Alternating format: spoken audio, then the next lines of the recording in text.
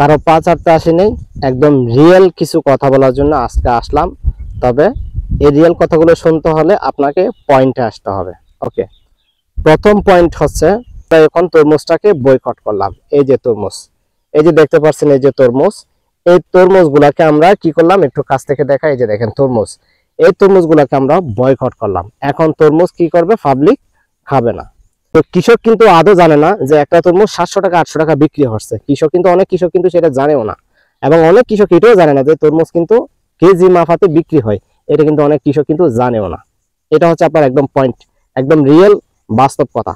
এখানে কারো পা চারটা আসি নেই, এখানে কিন্তু হক হালালি কয়েকটা কথা বলার জন্য আপনাদের সামনে চলে আসলাম।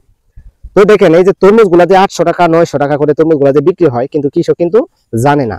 তো আমি আর আপনি যদি তরমুজটাকে বয়কট, যেভাবে বয়কট করলাম, তাহলে কিন্তু কার ক্ষতি হচ্ছে এটা আপনার আমার বোঝা উচিত। যারা কিন্তু মাঝখানে, যে মাঝের লেভেলের মধ্যে যারা মিডলে ব্যবসাটা করে, কৃষক থেকে তরমুজটা কিনে হাত বদল করে, তো ব্যবসা কিন্তু ওদের হয়ে যাচ্ছে, ওদের লাভটা কিন্তু ওরা করে ফেলতেছে, ওদের যা ইনকাম করার ওরা কিন্তু করে ফেলছে অলরেডি। কিন্তু এখন বর্তমানে যে কৃষকের মাঠের মধ্যে তরমুজ কিন্তু অ্যাভেলেবেল রয়ে গেছে, সেই তরমুজ কিন্তু এখন বিক্রি হচ্ছে না। তাহলে ক্ষতির মুখে কে পড়ছে? আপনি, আমি, কেউ না, কিন্তু কৃষক। তো একটা জিনিস আপনার আমাকে মনে রাখতে হবে ভাই, কৃষক বাঁচলে দেশ বাঁচবে, আর দেশ বাঁচলে আমি আর আপনি বাঁচবো, আমি আর আপনি বাঁচবো। ওকে, যদি কৃষক তার ন্যায্য মূল্যটা পাইতো, তাহলে সবচেয়ে ধনী ব্যক্তি থাকতো কিন্তু কৃষক। কিন্তু কৃষক কিন্তু আজকে গরিব, কৃষক কিন্তু অসহায়, কৃষক কিন্তু ঋণী, ঋণ করে শ্বাস করতে হয় কৃষকের। কেন?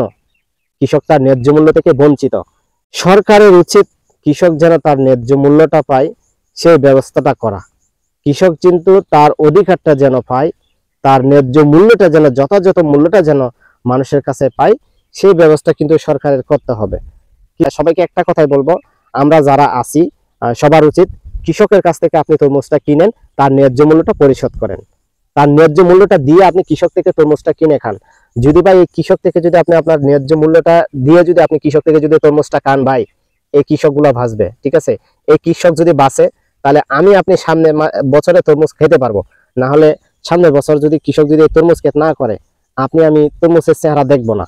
এমনও কৃষক আছে যে তার মানে সে একদম প্রতিজ্ঞা করে ফেলছে যে আমি সামনে থেকে তরমুজ খেত করবো না, তরমুজ আর খাওয়াবো না, নিজে বিক্রি করবো না, আর তরমুজ খেত করা আমার পক্ষে সম্ভব না। কারণ সেই তরমুজ খেতে তার বিশাল এক লস প্রজেক্ট। এই তরমুজ খেত করবে কি জন্য? এই জন্য এখনো সময় আছে, এখনো অনেক কৃষকের ক্ষেতের মধ্যে তরমুজ আছে। সবাই মিলে চলেন, কৃষক থেকে আমরা তরমুজ কিনে খাই, এবং কৃষককে তার ন্যায্য মূল্যটা দেওয়ার চেষ্টা করি। এবং আমরা যে 1-2 টাকা দোকানদারকে দিতাম, সেগুলো আমরা কৃষককে দিব। কৃষককে যদি দিই, কৃষক উৎসাহিত হবে, সেই তার ফলন বৃদ্ধি করার জন্য যথাযথ চেষ্টা করবে। আশা করি আমার কথাগুলো বুঝতে পারছেন।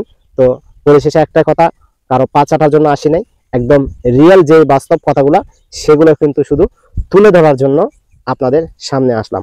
আর ভিডিওটা যদি ভালো লাগে, অবশ্যই আপনি শেয়ার করে দিবেন। ঠিক আছে, ধন্যবাদ সবাইকে, ভালো থাকবেন, সুস্থ থাকবেন, আল্লাহ হাফেজ, আসসালামু আলাইকুম।